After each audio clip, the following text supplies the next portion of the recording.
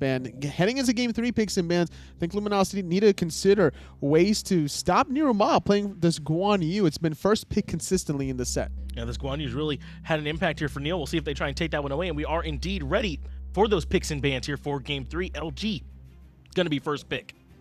Luminosity is the one that actually chose first pick after losing that second game. It could be their idea to snatch away that god from NeiruMah.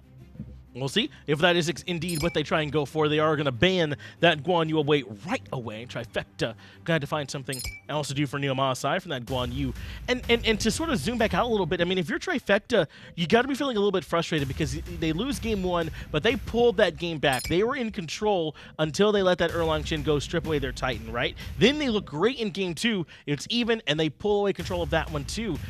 Honestly, it kind of feels like Trifecta should have won this set already, but LG have done a great job responding. They got to regroup and get it done one more time in Game 3. Xbalanque being banned from Trifecta. I think the way Luminosity's turned this around is focusing Geno. It was going to be the Taro. Pick his god first. I think they really wanted to get the Athena selection, but with Trifecta banning that away, and the Xbalanque leaves a good dual lane partner. But this does mean that the Raijin still available for Trifecta to grab. They've been prioritizing the picks for Paul as well as the picks for Mass. Just about to say that Circuit coming through, very likely going to be that jungle mid that we're seeing here on the table already. So yes, LG are able to grab that Terra that they wanted for themselves, but Trifecta able to get priority picks for their 2 big stars too. And the thing is, Raijin didn't need to necessarily be picked that quickly when Thoth is still on the table, Giannis and Rock on the mind for heavy burst damage mids. But the problem is you're looking for even more burst damage. I think Raijin just slightly outweighs them in terms of the true burst damage potential. And certainly it seems like Paul's comfortable on this pick, and one that sort of fits his playstyle very well, and he's looked very good on it so far. So go ahead and grab that pick for yourself, even if it is a little bit early. That does mean you've got to be ready for this Discordia Achilles, and particularly the Achilles, which is going to be trying to get started early. Paired up with the Discordia Achilles is already a nightmare in its own right. If you get weakened in a good spot from the jungle, getting the player damage, getting even the boost of the gods, I think that Luminosity can, get off to a great start if they can shut down Mask. And I like this here from LG as well, banning the Cerberus away. Scary D has been playing the Cerberus very well all set long. Really, take this one away. Make Scary D make an adjustment. Give Kiki into a matchup that might be a little bit better for him because he's kind of had some rough starts to these sets as well. Let Kiki get a little bit more comfortable in that solo lane by banning away the Cerberus and then ban away the Jingwei and try and force Zapman to play something else. I think Hercules wouldn't be a bad idea for Trifecta. I don't necessarily think Luminosity will pick it with the Circuit on the opposite end of the playing field, but Scary also has a fantastic Hercules. You could ban away a Guardian such as Cerberus, but you got to worry about his warriors as well. He's going to be the Ho Yi for Zapman. I don't see any problems with that. He played it great there in game 2, and I imagine he'll be able to keep that going no problem here in this next game. But the Morgan getting locked in already with the Discordia. Totally, I'm thinking this might be going over to Kiki. It definitely should be. He likes to mix things up in the solo lane, going from Cabrakan, going to Discordia actually in the solo lane. I believe it was 2 days ago. But this time around, it's the Kukulkan locked in for Trifecta. Not going to be playing the Hercules for Scary D. 10th pick, Kukulkan. What a world. Pretty good. Into the matchup with Morgan, too, and it's not going to be easy for Weekend to be able to grab his clear. Now, he does clear pretty safely from pretty far away, can throw out that second ability, get some good damage in, has the stun as well. It's got a lot of good mage tools available to him, but who is he going to be transforming into? Is this to match the Circuit? Not to start things off, because whatever you're maxing as Morgan, you're going to get that ability when you transform. If you're maxing the second ability for Morgan for the lane clear, you don't want to transform and then have an upgraded Cobra's Kiss. You're looking for something else. So looking at the lineup here, no one really has that good of a 2, right? I mean, Discordia with a Strife, Achilles would be actually the best bet. I'll try and get a second Achilles on the squad and use that for going for the aggression. Okay. Double executes are pretty good. I can see that. Yeah, 2 Achilles can make that work. Well, are you leaning more towards LG here or maybe a little bit more towards Trifecta? Now to see that Morgan locked in.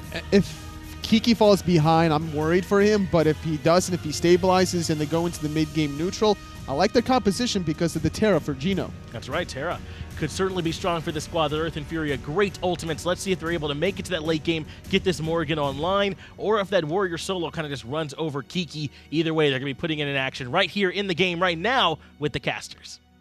Thanks a lot, friends. And I have to remind you guys that just because we see an Achilles and a Morgan doesn't mean they're going where you expect them to go. I mean, this is LG after all, so you got to be wary. I would not be surprised to see the Morgan in the jungle. I wouldn't be surprised to see Morgan in the jungle either, but it is Kiki, ruler of all things female, and I have a feeling this is also going to be Kiki's Morgan solo. There's also that possibility, but you never really can tell at times. That's absolutely very true. Let us know who you think is going to take the victory out there in Mixer Chat, because at the end of the day, I mean, this is anybody's game. Game number 1 was, I tweeted this actually, game number 1 was full stop the most exciting regular season game of Smite I've seen in probably years. Oh, I love that game. And I think that going forward, we're going to see just as many fireworks in Game 3. Let's get right to it. Without further ado, Luminosity versus Trifecta in the rubber match. And it will be Kiki on that solo Discordia. It had to be one of them. I mean, he has that title for a reason. Speaking of which, Matt's going to get the cutoff on the keegsmate successfully, and Keegs getting a bit lucky there, I would say, but it's not over just yet. Scary D still looking to press the issue even further. Now, that's going to be a full stop retreat into what I think Keegs was looking for a little bit of proxy there. Yeah, definitely looking for a little bit of proxy. And for those of you that followed the console career of keegsmate, he has a fantastic The Morgan. So certainly not a bad choice here. NeiruMah might have made a bad choice by looking for the purple buff invade. Geno and Clout going to pop up that sprint and get the stun. The body block is good as well. A couple of more basics will do it. Clout gets one. Clout gets the other. And the first blood goes to, I think, Archer 76. But Clout gets the kill. Perfectly played. Think that auto just might not have showed, but it doesn't matter if it shows or if it doesn't. It was the Archer. The little minion found his way to the jungle. Did he really walk with them? He really did. Oh my God. Well, still, NeiruMah falling this early on. Despite the sprint pop, they both tried to get away at the exact same moment, and it's only Zapman left to survive. Neil's still going to be stuck at level 1. Clout and Geno both credited with level 2, but fortunately enough, both of the buffs already having been dropped means that Trifecta won't lose as much as they probably could have. Kiki walking away there in the solo lane. Now, we did see his solo Discordia once before, and it was not good. They lost the game. Discordia didn't really do much of anything. Zapman getting aggressive. Geno going to answer with equal aggression despite not having the wave. And I guess my question here, as the defender of all things jank, why? I don't understand solo Discordia, Taco. Can you paint this for me a little bit? Because it's a mage, and if you can get her through the rough part of an early game, she's going to tear Trifecta apart. I would agree if you built her power, but Kiki last time around just built her like a solo lane, like an Aphrodite. Now, when you build the Afro or the Chang'e solo, and they're got this warrior mage thing going on, it makes sense because they have other applications. But what else does Discordia do? I think we're mostly looking at the cripple factor here, though, and Discordia is probably one of the best gods to utilize against a Circuit. I think that we only see this pick happening for Kiki because of the Circuit. Sure, you could have thrown it into the mid lane, and maybe it would have had the exact same results, if not better, because it's the mid lane, and you're probably not going to get camped as heavily. Sure. But you also still have to consider having a Morgan means that you could also have the Circuit too. You could have a potential Circuit Discordia combination, except your team's not the one getting crippled. Yeah, very true. Very, very true. Strife, also one of the better abilities in the game, just by itself, right? The root, nice, but the madness effect is really impressive. This is just a heavy risk first reward situation. The last time that it happened, clearly the risk was a little bit more overwhelming than the reward. They definitely did not get the reward of a Discordia on their team in the solo lane. But I like this because Lumi's got the pressure and duo, and right now it could be NeiruMah falling yet again. Yeah, here comes Weekend, going to be stunning Zapman this time around, though. Mass provides the Cobra's Kiss to keep Weekend at a distance. Trifecta grouped up as 4 here on the left-hand side. Luminosity just 3 players strong, and that will deter them from going too deep in there.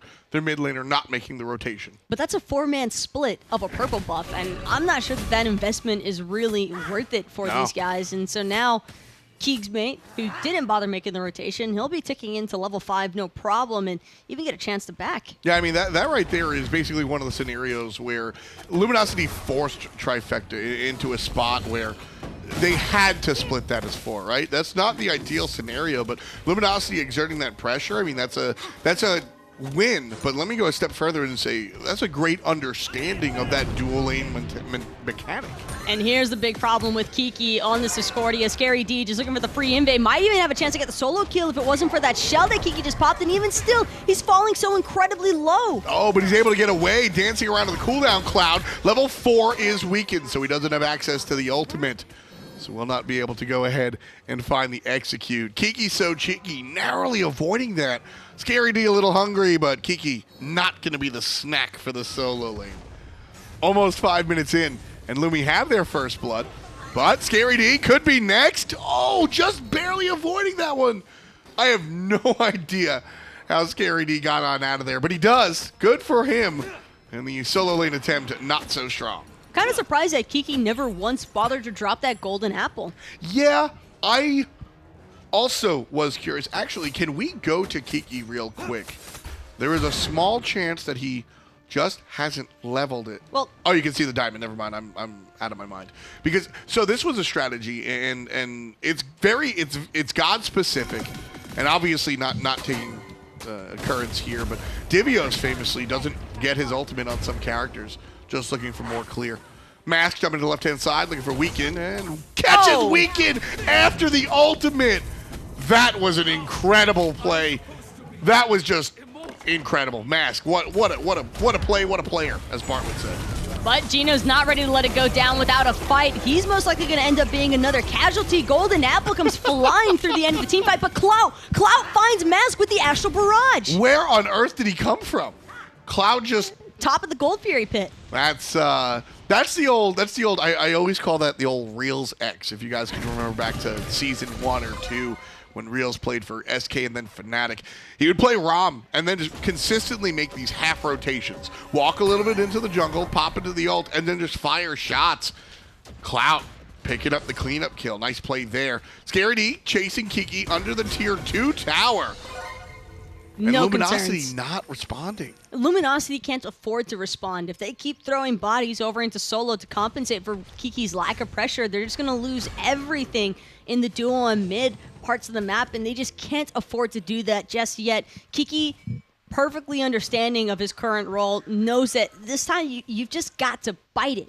And so this is sort of Kiki understanding that, hey, I'm going to lose lane. Right? He's expecting to sort of get punched up, especially by Kakulin. I mean, this is the prince of pressure, right? Kiki, on the other hand, not quite on the solo Discordia. So he's going into this matchup understanding that this is going to be the case. And there's only so much to be done as a Discordia this early on. Yeah. Realistically, you're just not even able to match the same health pool that's available to a warrior. And early game is not your time to shine. Kiki, if anything, should just be happy if he manages to secure a blue buff. Well, he's going to toss out the apple. Scary D did get hit by it, I swear. He didn't lose any HP, but he did get hit by the apple. It's just that Discordia is level 8 and has 20 power? 55 power on those boots. My mistake. Recently changed. But, yeah, he's got 55 total power. So, not a lot of contribution there to the ultimate. We'll check back in with Kiki at the 25-minute mark, because that'll be around the period I think that Kiki will finally have a chance to show, hey, that last time I played Discordia solo, it was a fluke, and this time I'm here to make it work. That's the game. That's the game plan. Is that we're not expected to see anything fancy at 8 minutes out of Kiki's Discordia. So, not too concerned are the folks that have seen this one before. Paul here in the middle lane, level 8 to Keegs' 9. Keegs has done a great job of sort of waiting here in all of the aggression that has been this mid lane focus. We also haven't really talked about, I mean, there's like a number of different combinations that Luminosity could do with this Morgan. And I don't think that Trifecta has been able to punish Keegs in the way that they're probably hoping to. In fact, I think it's really only Kiki who's got any concern at the moment. Yeah, Kiki just not in a position, and he shouldn't be. I mean, the character is not really equipped for this right now. Clout going to take the fight versus Zapman, who drops the ultimate.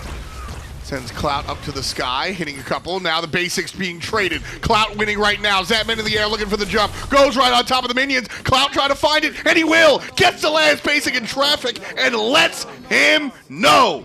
Run and tell that. Clout taking care of business. 1 versus 1. Kill number 5 for LG. 3 in total for the Hunter.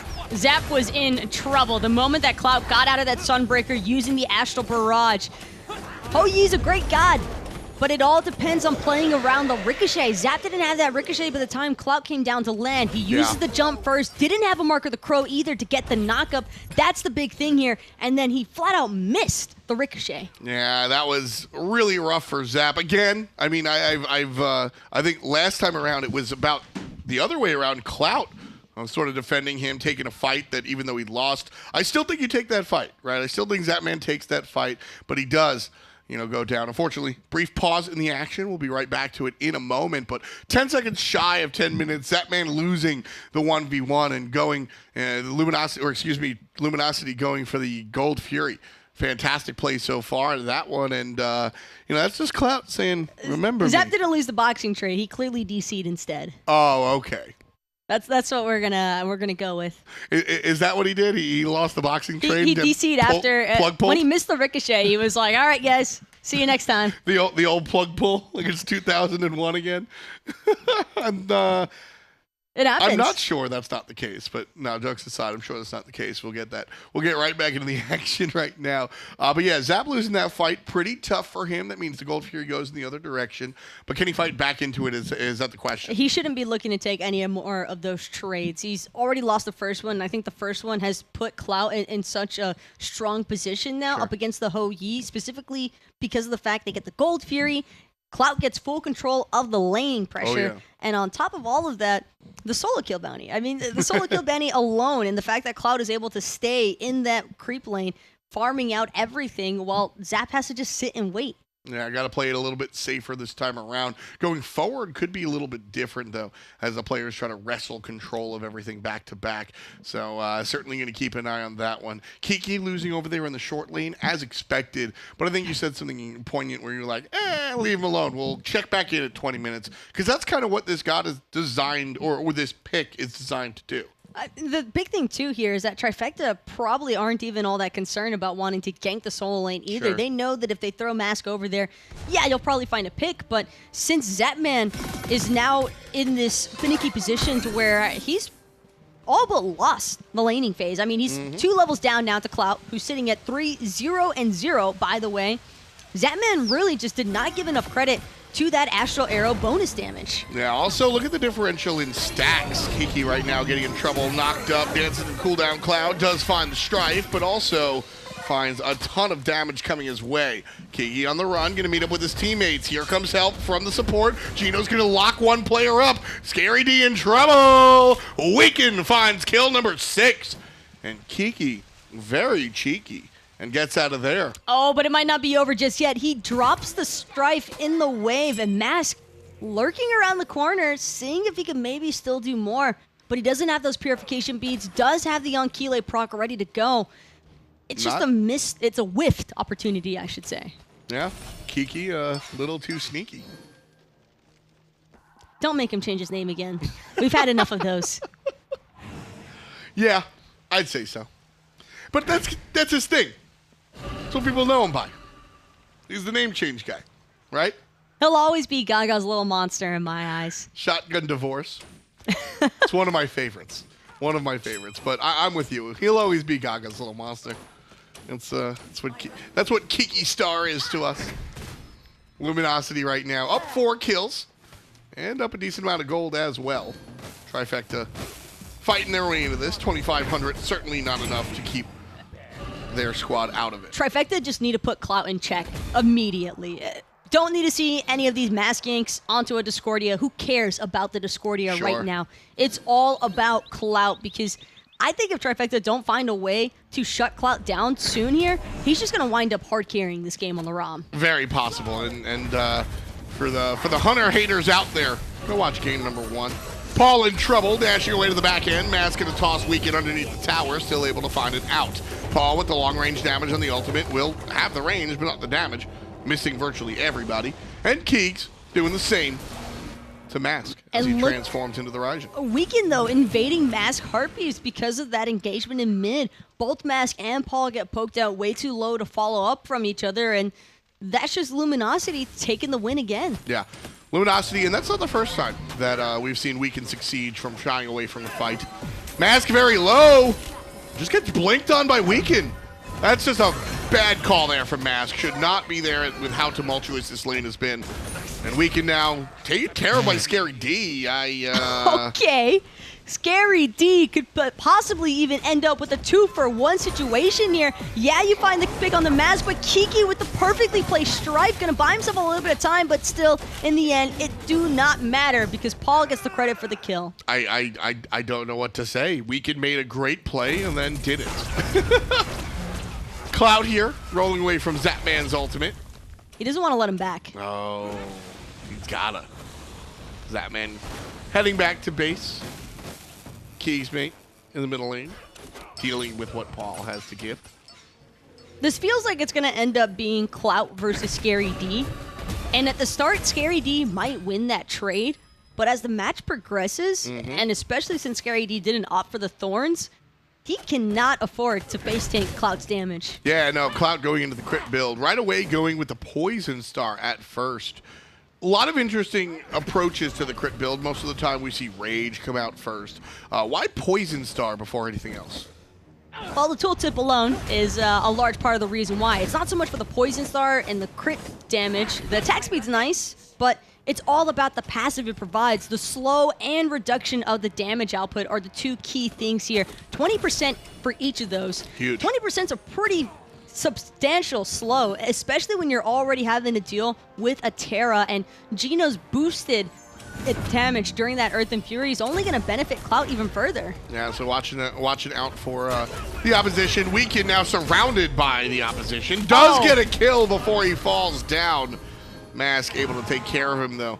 2, 3, and 2 for the enemy jungle with the martyrdom kill. Trifecta now getting engaged on by Luminosity. Zapman on the left-hand side, got to keep an eye on him. There's the ultimate from Terra, and that's a full disengage. keegsmate didn't get the memo. Goes into the Raijin, who grabs the ultimate, and it looks like that's going to be it.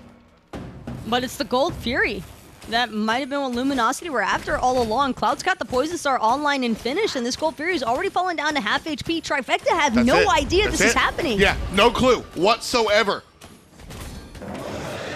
Oh, now they have a clue, but it's just too little too late. By the time Zapman starts venturing over into the jungle, he's met right in the face of Geno, and Geno doesn't want to do anything else except for harass Zapman to prevent him from rotating in. That was, wow. I mean, Trifecta just weren't there. No vision on the Gold Fury. You can see they have vision surrounding the Gold Fury, but not necessarily on it themselves. I guess they've been successful in their Oracle pushes, but still.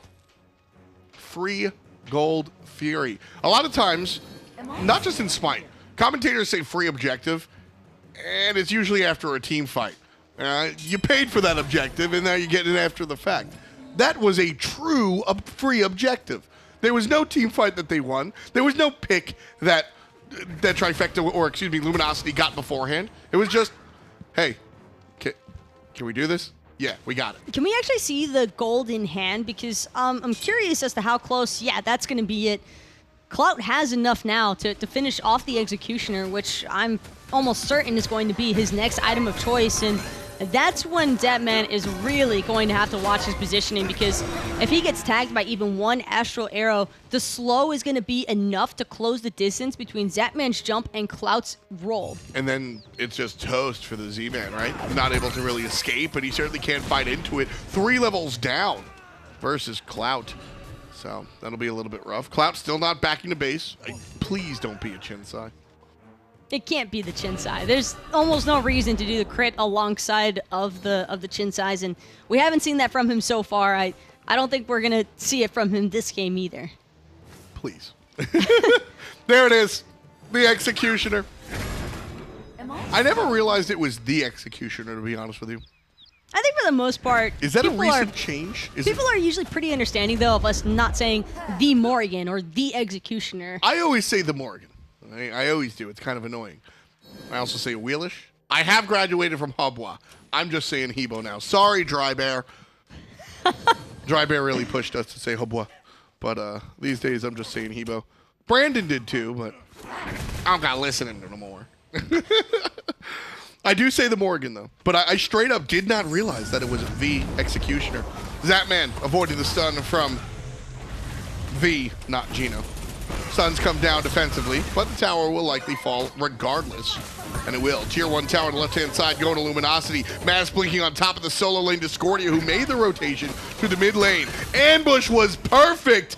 And Paul combines with the jungler to take down Kiki. The worst part about it all is that it's going to be keegsmate going straight into that Raijin stand. Zapman trying to follow it up, but there's so much damage from Keegs. Oh, Scary D with a great knock-up, enabling his team to catch on up. Ambush over the fact, but zigzag right on through. Keegsmate falls down. 2 players down for the side of Luminosity. Not done just yet.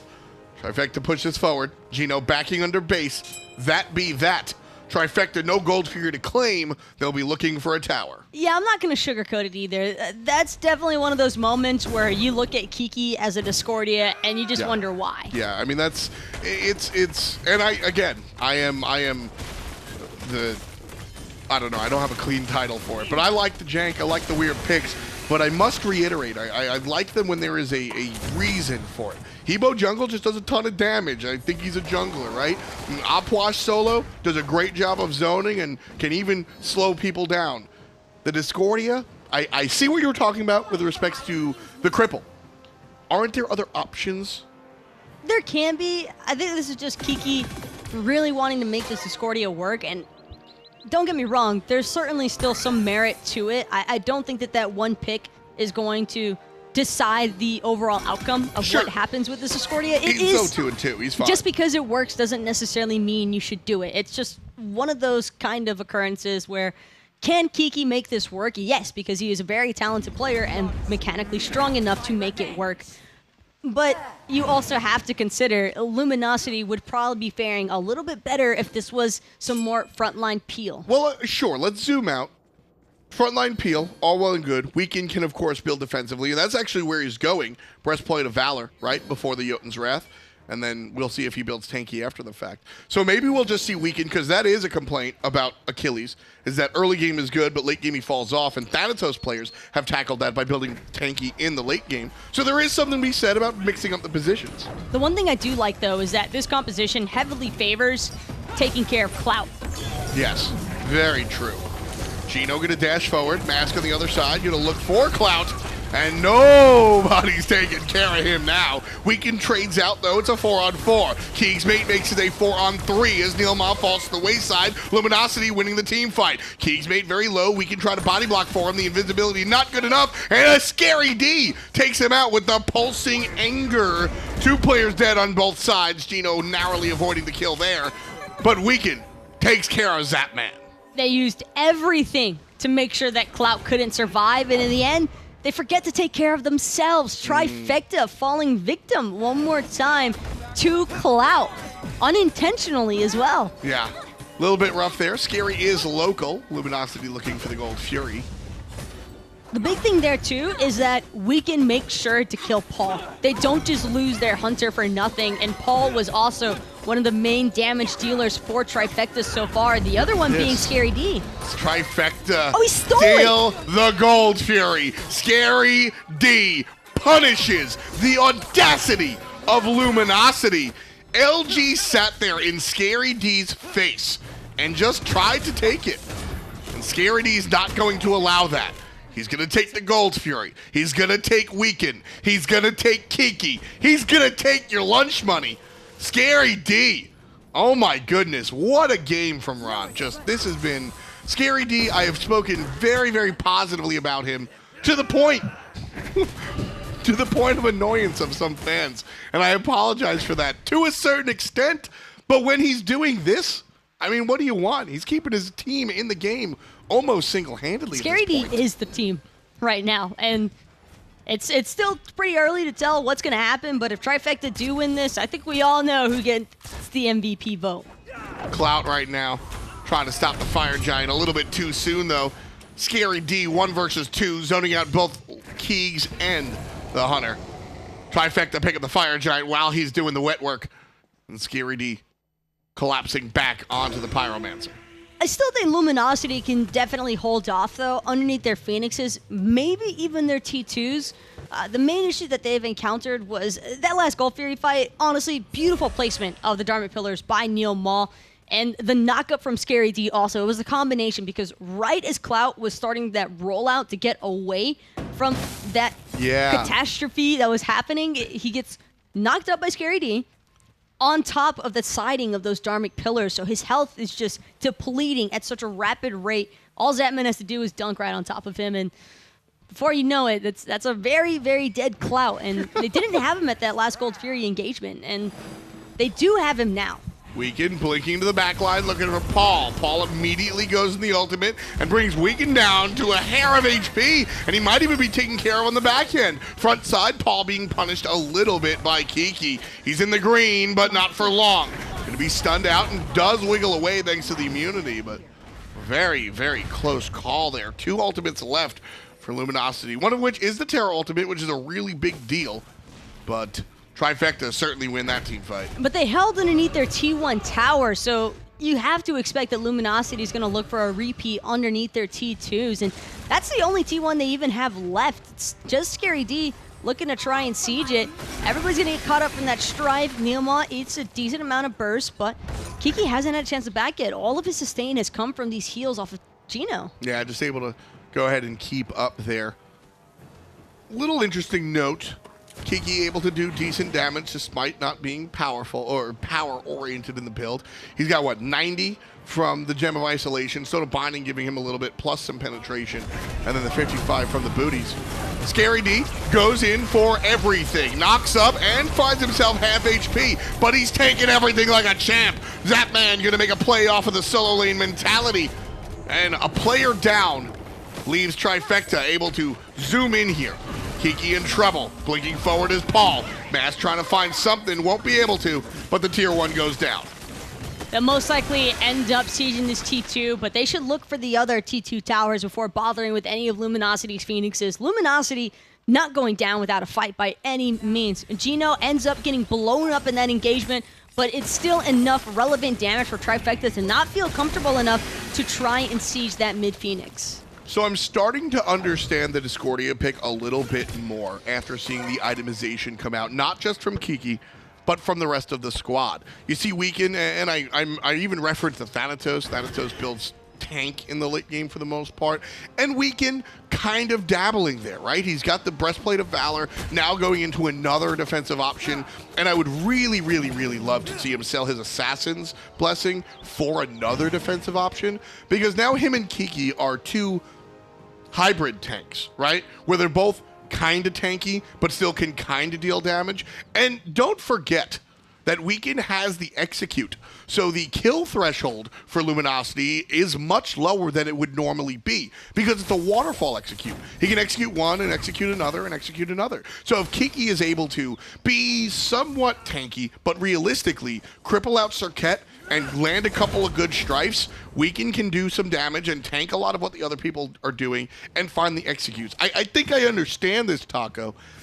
With that said, still not in love with it, but I will relinquish to the idea that there is a method to the madness, and it's not just pick me my favorite character. It's just tiers of execution. It tends to be something that pops up every now and then in competitive level play, especially.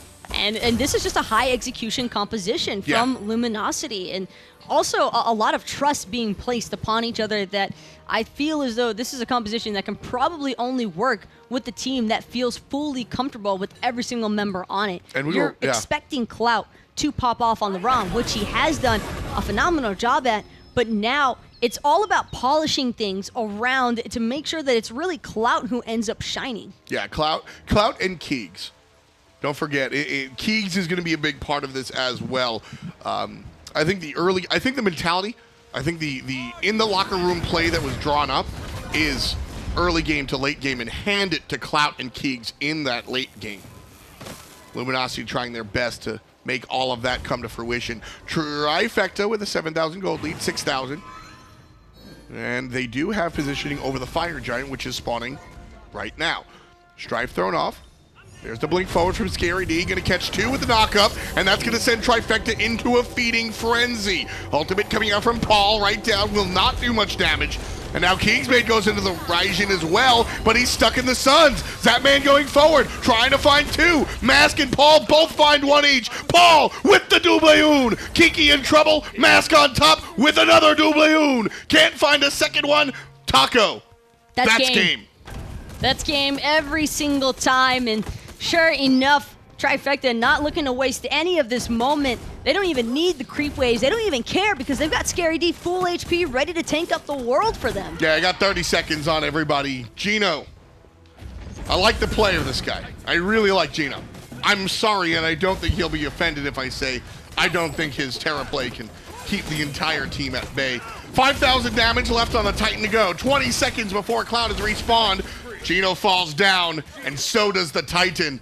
Luminosity looked good, had moments, but Trifecta coming through in the clutch. 18 kills in 28 minutes of play. Game 3 goes to Trifecta. That is all Scary D and Mask, if you ask me, because without those two going straight for Clout, they ignore everybody else from Luminosity, could care less about those other members. They only want that ROM to die, and Clout, for as great of a job as he did throughout that early to mid game, he couldn't do it alone. He needed somebody else there to try and protect him, and Luminosity's composition just did not really give much leeway in that category. What I really liked about Trifecta's performance was I personally sat here for a while trying to figure out what was going on with the composition across the way, and I think that Trifecta understood it from minute 1, and they attacked it as such, went right for Clout, like you said, and the ability to just find whoever the ball carrier should have been, essentially. Who's going to be the carry in these team fights?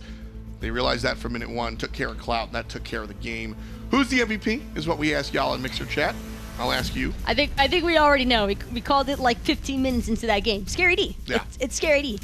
Scary D has been a phenomenal player here in Season 5, just bringing everything. And what I really liked about Scary D as a side note was that Trifecta has struggled to really find some wins and find an identity. And I think Scary D was the guy helping them tread water while they made some roster adjustments and everything. He kept them from the bottom and just said, look, we're going through some stuff, but we can still win. I actually do think Luminosity win that game if it wasn't for Scary. Sometimes it's that simple. There is a second layer, and we're going to dive into it. Let's break it down with Finch and Tully on the desk. Thank you, Tom and Taco. Trifecta able to grab the win. The struggles do continue here for LG as they regroup going into the next week, but Trifecta continue to look strong. That's even with Clout having an excellent early game. I thought Clout was going to run away with things that Hunter role, but Scary D said no. The early level 2 first blood was definitely working out for Clout to start things off, but as the game progressed, you could see the small little holes that were in Luminosity's composition. Specifically around that tier 2 tower siege. Kiki a little too far forward, he gets punished. It was all Scary D making the play that stole that 21-minute Gold Fury. And it sounds like that won over the Mixer Chat in a pretty big way here, Anatoly, as it is going to be Scary D selected as the MVP. You heard Taco and Tom call it during the game, and I think they just had it right. And you pointed out that KikiSoCheeky didn't have an impact in that team fight, but to be fair, kind of struggled in the game in this one. I mean, that's how Scary D is able to get ahead, right? There's no pressure from this Discordia. Scary D on the Kukulkan able to rotate over, cause problems for Rom. He and Mask continually dived Clout. Even when he did get ahead, he was not allowed to free cast. And this was the play on that Gold Fury where he comes in, gets the kill, steals the objective. I think they get Fire Giant off the back of this Tully. I mean, that was just the play. He was zoning immediately after the Gold Fury, allowing his team to secure it. And honestly, you got to look back at the composition from Luminosity. They didn't really have that much of a front line. First pick Terra from Geno did a lot of, buffering for the front line. Kiki built tanky, but he was more utility tanky. He's like Gem of Isolation, Stone of Binding, Shogun's Kusari. This is all kind of ways to help your team more than yourself. You got to remember that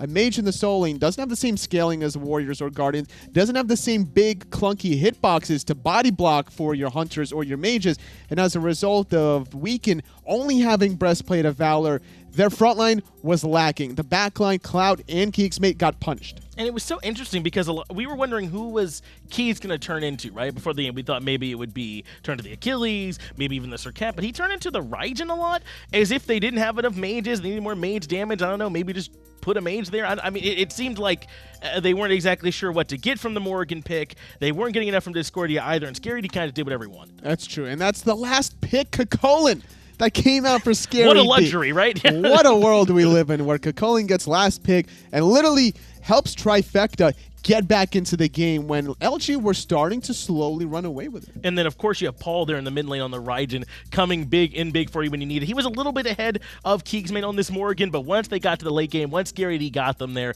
who else but Paul was right there for him on that Raijin? Just doing a lot of work here, and picking the Raijin over the Thoth, you can really tell that that's a comfort pick because Thoth has more just long-range artillery, a lot of in-and-out mobility with the evade and punish versus the Thunder Crash. The only luxury you don't have is being able to go over walls, but that's a different story. Well, Trifecta had some struggles to start the split, but ended, or not the split, but the first half of the split on a pretty good note. Let's actually go back and look at the matches that we saw earlier on this week. Trifecta were able to take down Luminosity. Their Trifecta did not quite able to beat United, but they do end up looking okay. I believe they're 2-3 overall, so not too bad for them. They got to do a little bit better.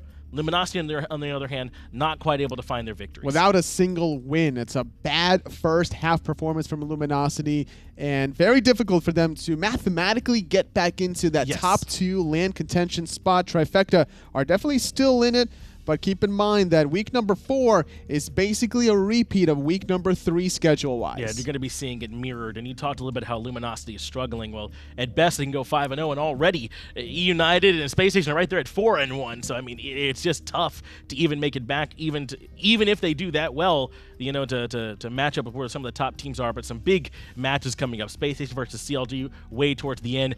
Dignitas versus Energy. You know you're going to want to watch that matchup. Right at the beginning, though, Dignitas versus rival Space Station versus United. Wow. Big matches to start week 4. Those Monday games are going to be extra spicy. I'm really excited for United versus Space Station and Dig versus Rifle. Your top 2 teams from both regions that made it to the Masters land. Yeah, I don't know what y'all's plans are for Monday, but I mean, you might accidentally be sick that day and have to call out of school, or maybe can't go to work. I don't see the future, but I think that might be something that you got to work out for Monday because you can't miss those games. I'm not endorsing that kind of mentality, Finch, but you know, if you want to watch it with your Twitch muted on your mobile app or your Mixer app, whatever you want to watch it from, definitely do that. Well, you're gonna have to do something to try and make that work. But let's go ahead and take a look at the way that we're doing our broadcast schedule here over the summer. Esports Weekly every Monday. We're gonna be doing that for you 10 a.m. this Monday, giving our predictions for those big matchups that we just highlighted coming forward. Get to hear your moment of Totally. Me and Tom do a little bit of debating back and forth. That goes right into the console league. Then you got the Global Series, Minor League, and SPL. Those will all be happening throughout the week for you as well right after. We got a huge lineup for you guys, so don't miss it throughout the week, every week, up until the conclusion of week number 6. That's right. You're going to see SPL every Monday through Friday right at 3 p.m., so you don't have to worry about missing it. You know exactly when that's going to be starting. SML and then the Global Series, those are just Tuesday through Thursday because they got to get the console love in there on Monday totally. So we just make sure that we're constantly bringing that action for you. Everybody working towards HRX, of course. That'll be happening in November, and we'll get to that before too long. But that's going to do it here for us with this week of the SPL. I mean, totally. I mean, you got any final thoughts? There's a ton of big action I'm excited for week number 4, man. Let's get to Monday. That's it. Week 4. Let's get to Monday. Totally ready to go. I'm ready to go too. I'm right there with you. Make sure you check back with us Monday morning. We're doing Esports Weekly, and that'll do it here tonight.